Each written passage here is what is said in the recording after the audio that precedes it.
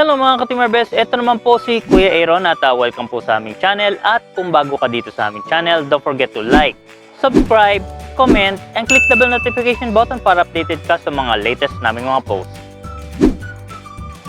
Hello mga ka-Team ArVes, today is day 25 ng ating sunflower series kung paano magtanim ng sunflower sa paso. At sa mga hindi pa po nakaka-join sa aming pag-giveaway promo ng Team ArVes channel, i-click nyo lang po yung link na yan para malaman nyo po yung mechanics on how to join. At pwede nyo i-click yung link na rin po doon sa description box. So tara, let's go! Hello mga ka-Team ArVes, today is day 25 ng ating sunflower series kung paano magtanim ng sunflower sa paso. At kung makikita nyo yung ating sunflower, yan, tayong-tayo siya, no? Medyo tumataba na ang kanyang stem at ang dahon niya is medyo lumalapad na. At kung makikita nyo talagang napakalusog ng ating sunflower. At kahapon po ay napakaganda ng panahon at medyo mainit para sa ating sunflower. Yan ang gustong-gusto ng ating sunflower. At yung 1 inch ng soil niya kahapon is natuyo na. Kaya nung kinagabihan ay nagdilig na rin ang Kuya Aaron nyo. So kung makikita nyo yung soil, ayan.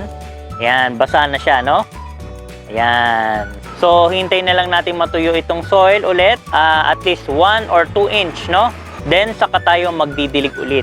At tips din po sa pagdidilig po ng sunflower, hindi po kayo magdidilig sa dahon. Magdidilig lang po kayo sa lupa. Tandaan nyo po, sa lupa lang po ang pagdidilig ng sunflower, okay? Hindi binabasa ang dahon. Kasi pag binasa nyo po yung dahon, maaaring atakihin ng fungus, okay? So, sa lupa lang mga guys, ha?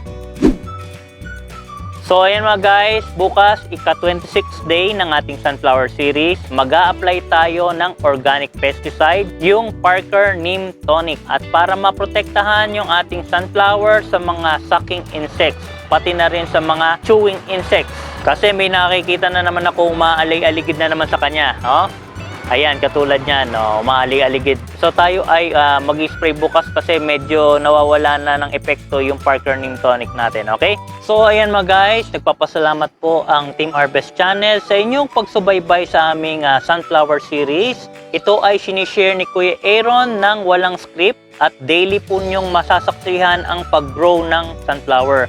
Hindi po ito yung may script na katulad na meron ng nakahanda na sunflower na talaga. Hindi po. Ito po ay masasaksihan nyo o mapapanood nyo po araw-araw dito po sa Team ArVes channel. Okay? At wala po akong itatago sa inyo kung ano po yung mga ginagamit ko pong mga pataba. Kasi may iba po sasabihin nila organic, pero behind the scenes naman po ay naglalagay po ng mga chemical fertilizer.